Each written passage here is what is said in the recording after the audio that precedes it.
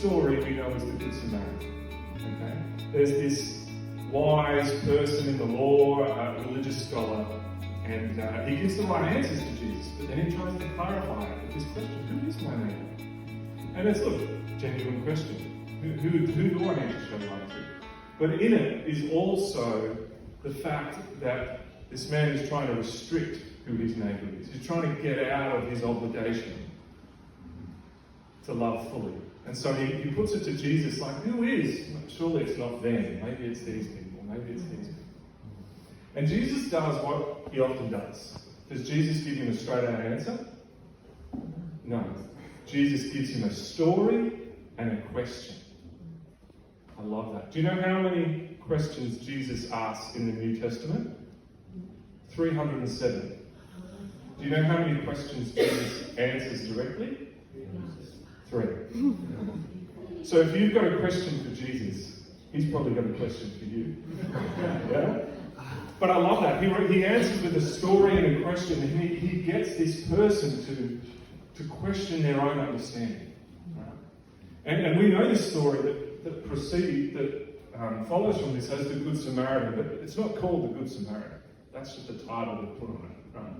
But we know it because it's famous, because we think, oh, this is a story that's telling me about how to be a good neighbour, how to love people, how to be merciful. It's a moral story. When actually it's not primarily a moral story. It's actually quite a subversive story. Because the Samaritans were the other, right? They were the ethnically separate, religiously different, they worship differently, they look differently, they're the other. And in that culture, you don't have to love the other. Your neighbour is your tribe, your family. So what Jesus is trying to do is break open our narrow mindset, our narrow religious mindset on who we have to love. Right? Now, it's because of teachings like this that 2,000 years later, we're actually a more inclusive society. Right? We don't go around killing the neighbours down in Federal or Rosebank, like, don't you cross the crossing of the causeway? We're not like that now, largely because of the teachings of Jesus. Right? So today I want to ask the same question again. Maybe it has a slightly different answer. Who is my neighbour? So if I was asked that to you, who is my neighbour? Like, what do you think? How would we answer that? Everyone. Everyone's my neighbour. The whole world's my neighbour. Right? That's the answer that we give now. It's not. We know quite well that it's not the person who lives in the house next to me. It's not that narrow a definition. Right? We've done pretty well in breaking that open and going, oh, everyone's my neighbour. Everyone's my neighbour. Well, I want to suggest today that that's not true. That your neighbour is the person who is beside you this very moment. Now, it doesn't matter what they look like. It doesn't matter where they're from, their background. Whoever is before you and beside you right now, that's your neighbour. One moment it's someone, the next moment it's someone different. The next moment it's someone different. And if we can learn to love whoever is right next to us in this moment, we will become loving. Right?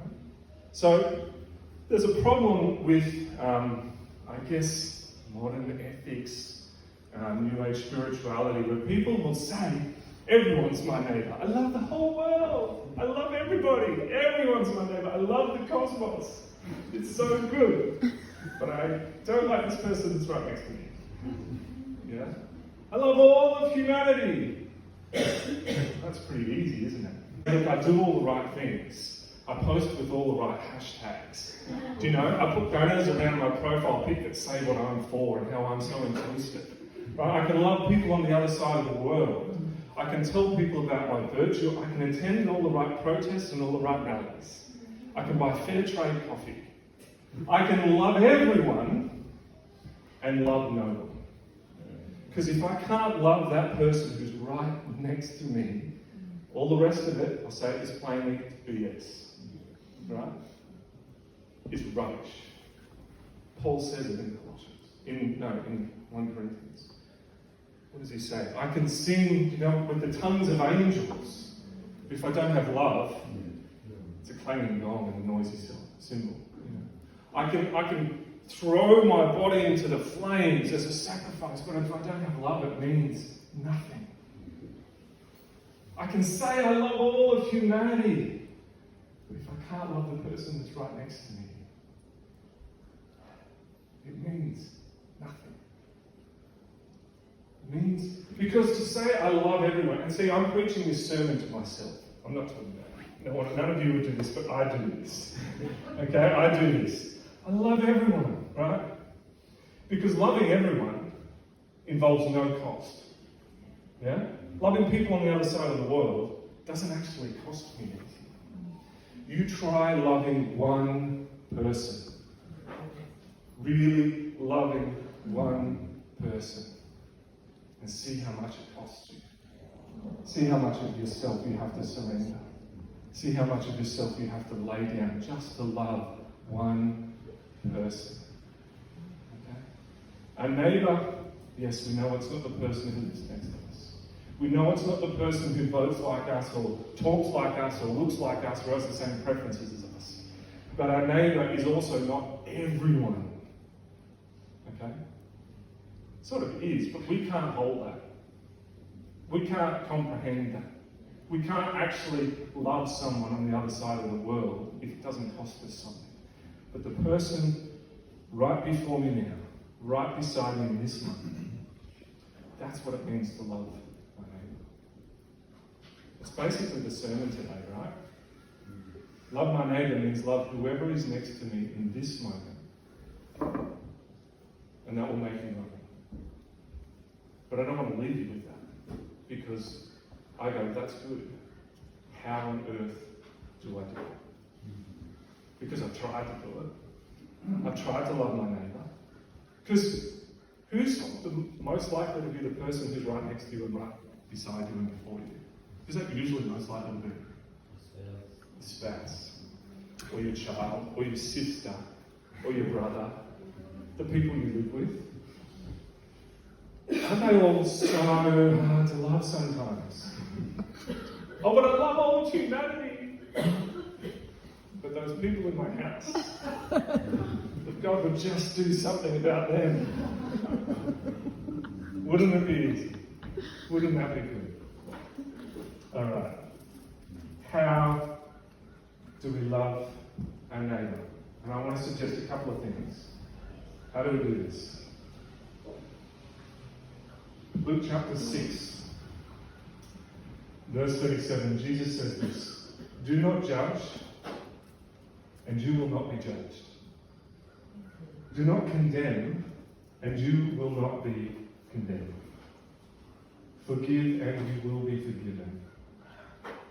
Give, and it will be given to you. A good measure, pressed down, shaken together, running over, will be poured into your lap. Why? For the measure that you use will be measured to you. Jesus says, don't judge. And what's that got to do with loving my neighbour and helping me to love my neighbour? Here's some things I ripped off a counselling and psychology website. So, judging is not necessarily about being overtly judgmental. Okay, so often when I think of the word judgmental, I'm like, oh, she's so judgmental. You know, that type of, that person's so judgmental. Oh, over the top, overt, obvious judgmentalism. I'm not talking about that. I don't think Jesus is either. And I'm not talking about like when people are obviously hypocritical. We're talking about something that is more subtle and insidious, and an unconscious process of comparison. That's what it is to judge.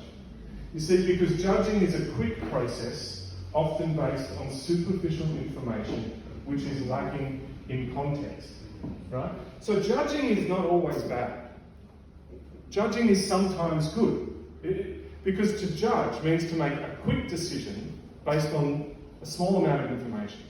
And in a survival context, that's really good, right? If I'm walking through the woods in a big bear comes out, I don't want to sit back and go, oh, I'm going to contemplate this bear, and I'm going to look at its context and where it's come from, and meanwhile it's just eaten me, right? I want to make a quick judgment and go, yes, bear, I know that's dangerous, I'm out of here, okay? So judgments can be good if it's about a survival situation or about being safe, okay? They're quick shortcuts to behaviours, right? So yesterday I was down in Melbourne in the A380 simulator, the big box on Jack's. It's like a really cool computer game where you're in the aeroplane flying. And I am being taught to judge constantly in there. Because I'm being given scenarios like engine failures and like explosive decompressions. And I'm being trained to go, I see this symptom and this symptom, quick decision, I know what to do here, boom. Making a judgment, and it's okay. All right? The problem is not with making judgments per se. The problem is what happens when we carry that way of thinking over into normal life. Okay? Because here's the thing, judgment is like a switch in your brain.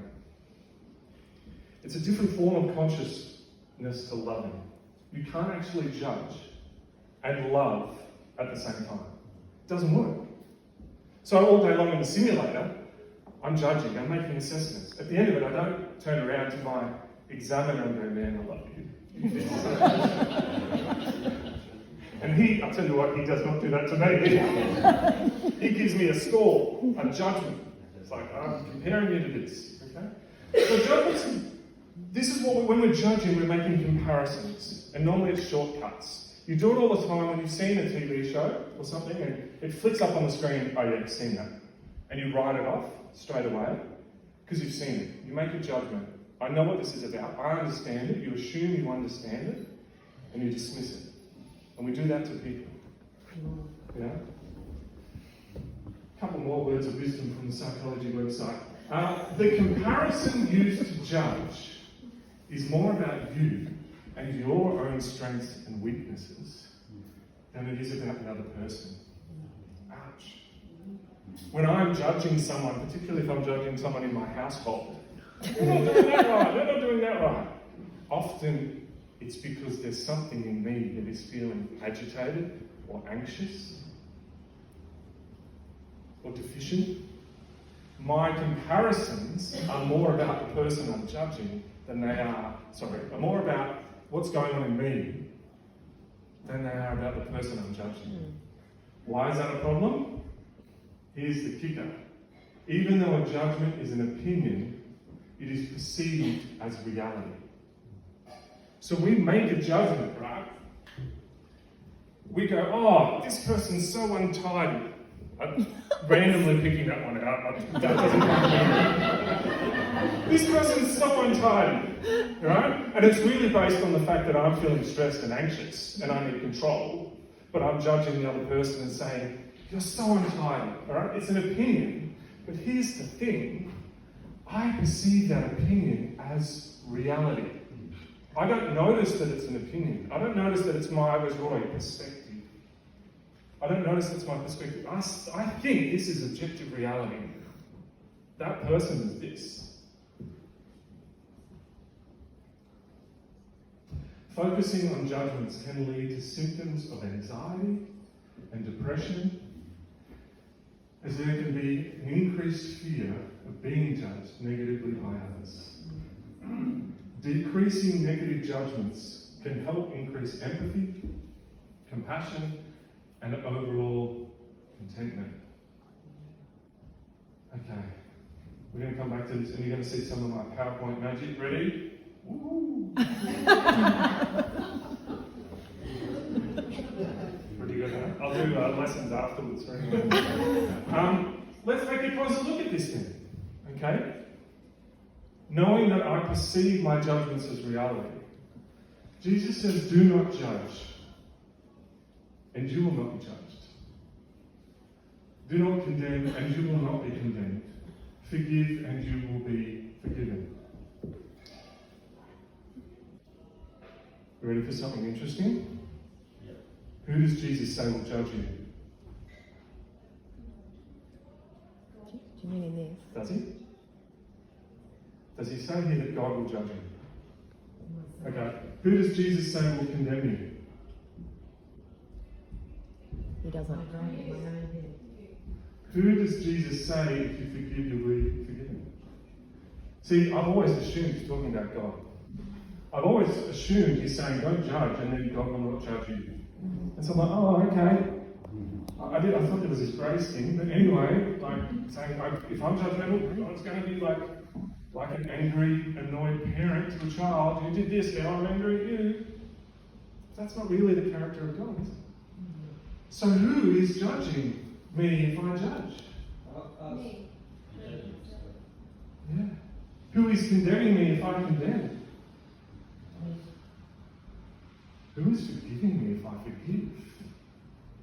Now, this is starting to sound a little scandalous, right? This is starting to sound a bit like, only God can forgive sins. I'm pushing it a little bit too far here, right? Are you ready to have your mind blown? Not by me. Jesus meets people in the upper room, his disciples, after the resurrection. He meets them and he breathes on them and he says, receive the Holy Spirit. And then he says this: if you forgive anyone's sins, their sins are forgiven. If you do not forgive them, they are not forgiven. And my first reaction is like, Jesus, I think you got this wrong. This is God's sole provision. But this is what Jesus says to us. He breathes the Spirit onto us, into us, the same Spirit of God that raised him from the dead. He breathes that into us. And then he says, it's scandalous. Let's just call it what it is. If you forgive people's sins, they're forgiven. What? If you don't forgive, there won't be forgiveness.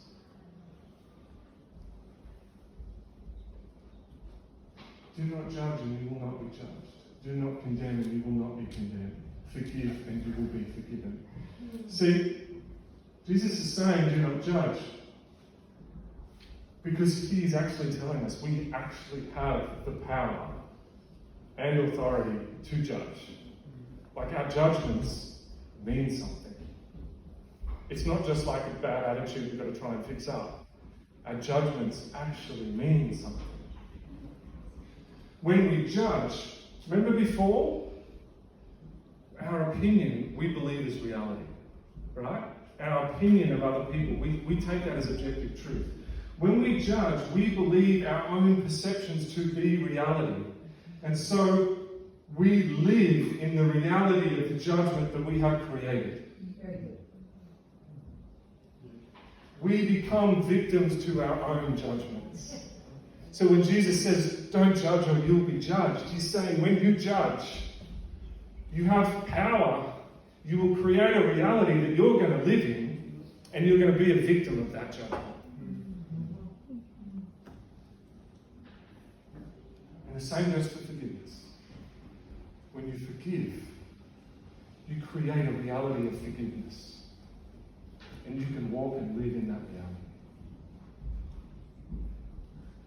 When you're judging others, you cannot love others. When you're judging your neighbour, you cannot love your neighbour. It's like a physical impossibility in your brain. So you can operate in judgment or you can operate in love.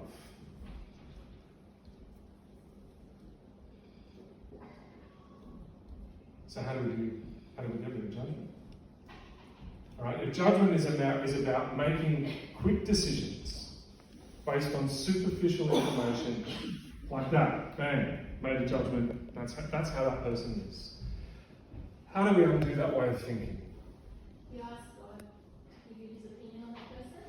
Like, see I like that. his eyes and then find out their story. Yep. So you understand what they're doing.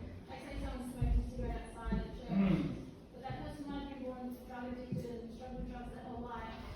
And now they're on a journey and maybe they're anxious to come to church because they think we're so judgy. So it's like, I'm asking God, give me your eyes to this person and find out their story. Not just judging them on a superficial basis. Because I think the biggest thing people do out of church is thinking that Christians are going to judge them. Yeah. And what does Jesus command us to do? Don't judge people. Isn't that ironic? The opposite, like I said, oh my God, no, churches are loving, just to be the opposite and love on people. Yeah. Right where they're at, find out their story, and just keep loving them. So the first step Emily's suggesting here is almost asking God to help us delay our judgments. Just give me a second, God. Help me not to make it straight away. Give me a second to try and imagine where this person's coming from. And as Emily said, imagine how you see them. Yeah, brother. It's interesting because our judgments do become our reality. I love what we're talking about there. And so the depth of that reality is variable for each individual. So I find that so interesting. So therefore, as was just said, I really need the Holy Spirit. I need the willingness to change that, my perception of reality. Yeah. Because I get lost in that so-called delusion. Yeah. Of judgments that have been from my childhood to now. Yeah. So it's only the Lord that can change that. The desire of Him working in my life. Absolutely. And when we worship, something is happening in us that's changing. I want to suggest two things that help us, that are exactly in line with that help us get out of our judging mindset. Wonder and curiosity. Okay? When you experience wonder in just normal, simple things, your life changes. Do you know? When you just look at a herbal cup of tea, I don't know, just go, wow, this is amazing. The leaves from this tea come from this place. And now when I pour hot water on it, it infuses and the flavour comes out. And the complexity, I'm just making something up, right?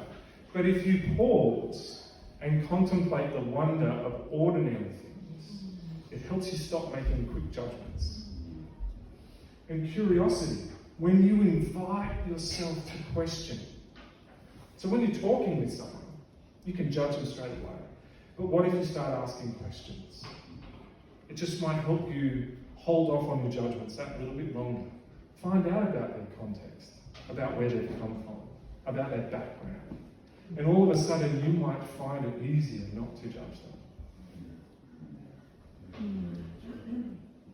So, we're going to do a practical example of this. And I have to say, I told Carla what I was going to do here, and she was like a bit like, yeah. Like a lot of my ideas. If loving your neighbour, I'm going to really press your limits here on what you think is normal and acceptable, okay? But that's good. That's opening you up to wonder and curiosity. I forgot to mention, at what stage of personhood, at what age, do you associate wonder and curiosity with? Children. Infants, yeah. Children. Children are excellent at wonder and curiosity. And Jesus says, unless you are like a child, you will not experience the kingdom of heaven. Wonder and curiosity. Be like a child. Don't make judgments. Okay, so here is a plant.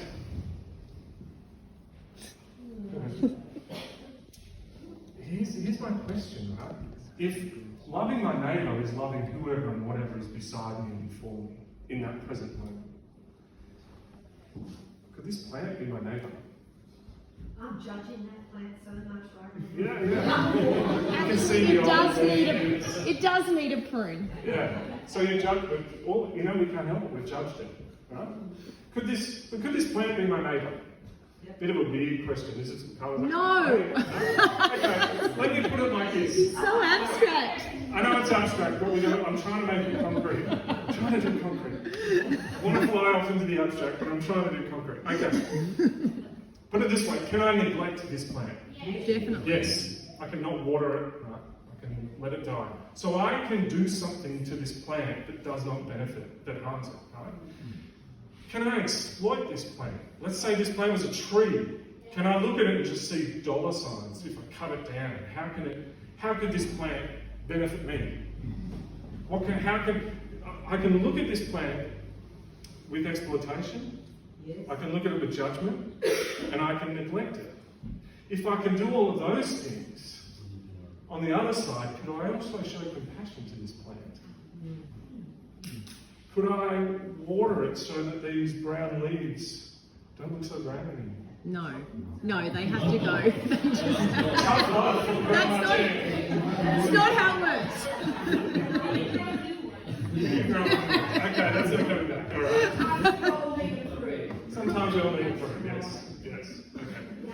The Lord prunes so that we produce more fruit. Yeah, absolutely. All right. But can we show this plant compassion? Yes. I think it needs some compassion, doesn't it? Or give it some time. Give it some time. So what I want to suggest is if I can neglect it, or if I can show it compassion, in a way, it's sort of like my neighbour. Because right here, when it's in my presence and I'm beholding it, I can choose to care for it or not to care for it. You know, that's sort of a definition of a neighbour. So what we're going to try and do, this actually should be a pretty easy thing to have compassion on.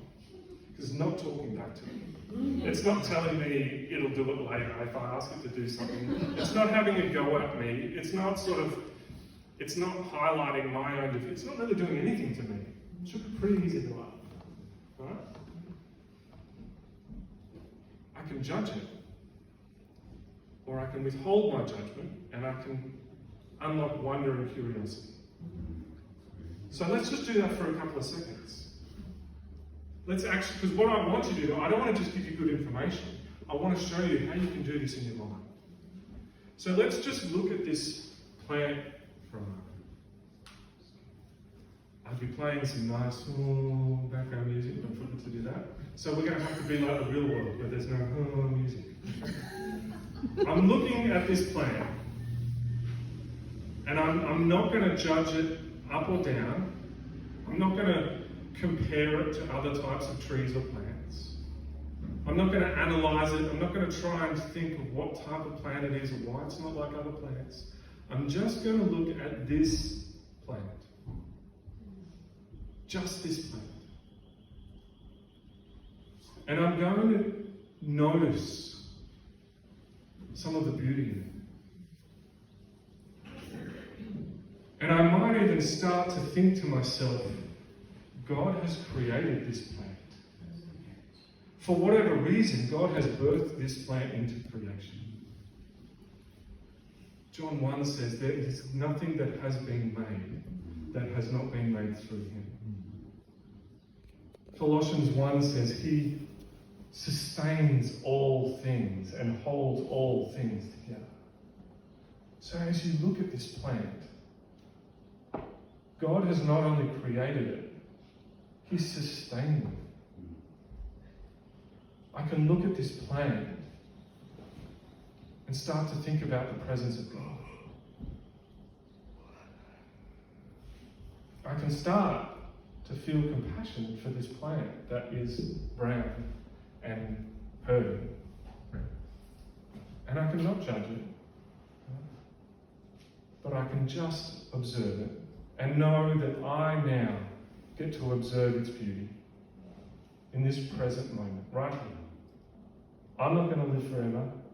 This plant's not going to live forever, but right now, I'm observing this plant that God has created. And I'm engaging in wonder and curiosity at the beauty of God's creation. Okay, that's just a plant. But that's what we've got to start to do to unlock our judgmental side of thinking and open up our loving side of thinking. All right. Next exercise. That was easy. That was a plan. Now I need a volunteer. Yes, you're right. I wasn't saying there before.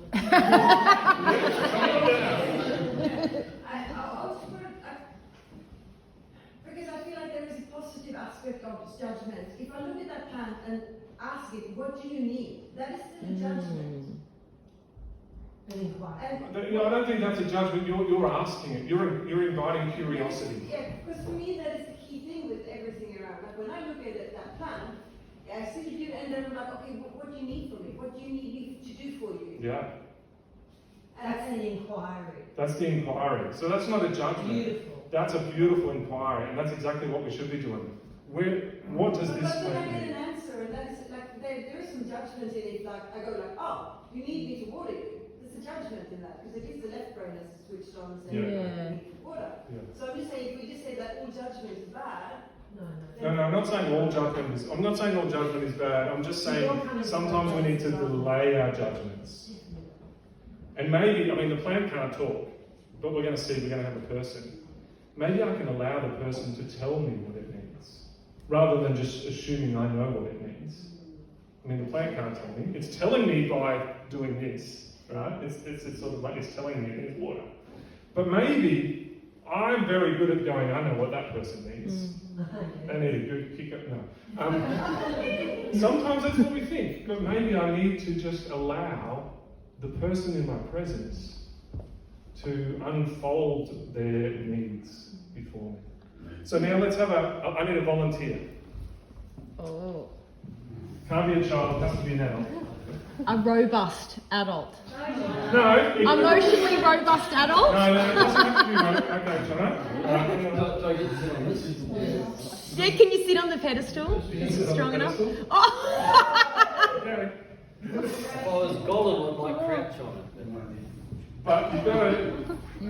I don't know if I'm going to be able to do this if I make this. I'm going to turn into a circus act, I can feel it. Anyway. You have to love me.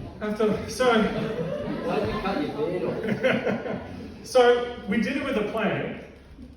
Can we do the same process with a human being? Now, I've chosen someone who's really difficult to love. No, I've chosen someone who is easy to love. Okay, because John is full of joy and he makes our life better, right? He's easy to love. So this should be pretty easy as well. You smell. Yeah.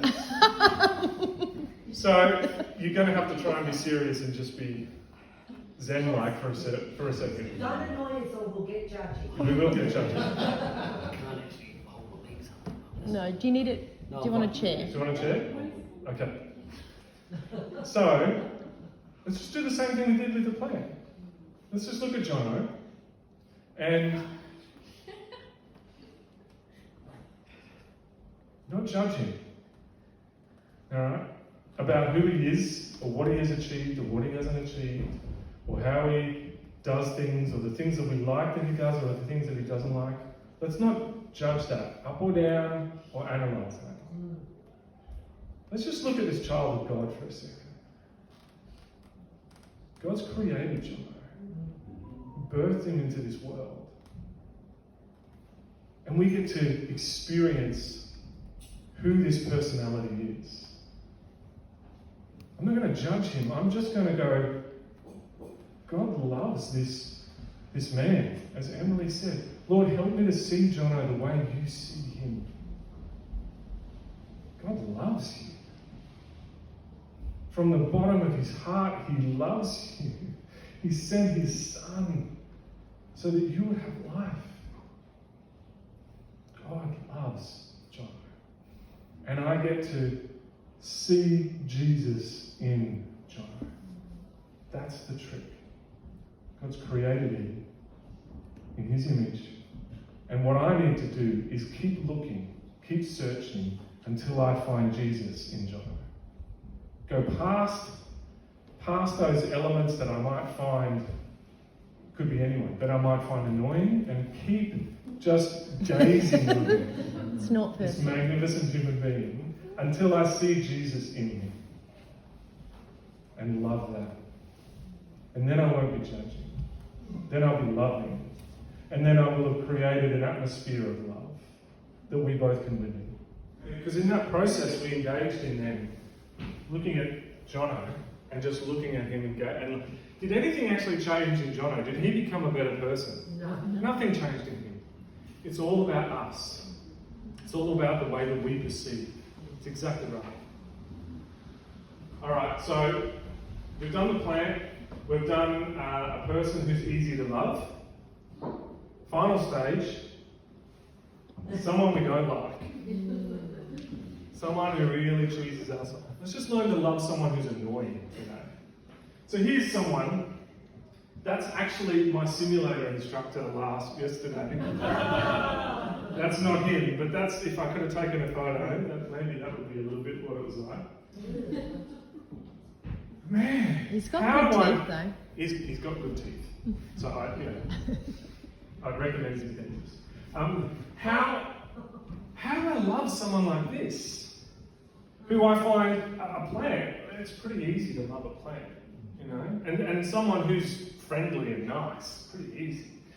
How do I love someone who's just annoying, right? Who just, why do they keep doing that? How do I do that?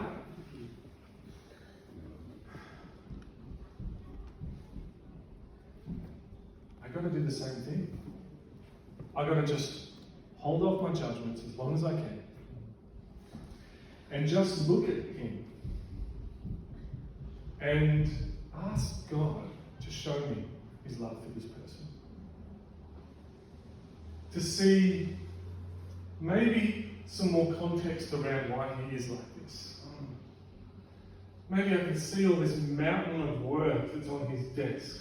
It's been piling up, and his boss has been having a real go at him. The pressure's been on. He doesn't know if he's going to keep his job because his boss has told him, they're downsizing and he might lose his position. He's just got a mortgage in Lismore which has just skyrocketed. He doesn't really know how he's going to afford to pay that. Maybe his house was damaged in the flood. He's having issues with some of his kids. One of his kids has got health issues. And so he's carrying a whole lot of stuff. And then he walks into my life and he takes it out of me. And my first reaction is to judge him and go, you're a horrible person. I don't like you. I'm going to tell everyone about how horrible you are. What if I stopped in that moment and just said, Lord, help me not to judge right now. Just help me to pause and observe this person and how much you love them. Because they're right here in my space right now. Okay? I don't necessarily have to love them for the rest of their life, but while they're right here, next to me, help me be a neighbour to this person. Because if I can love the people in my little circle who are like this, I will become loving. I will become a good neighbour. And that's what Jesus is calling us to be be conformed to his character. So we're going to finish now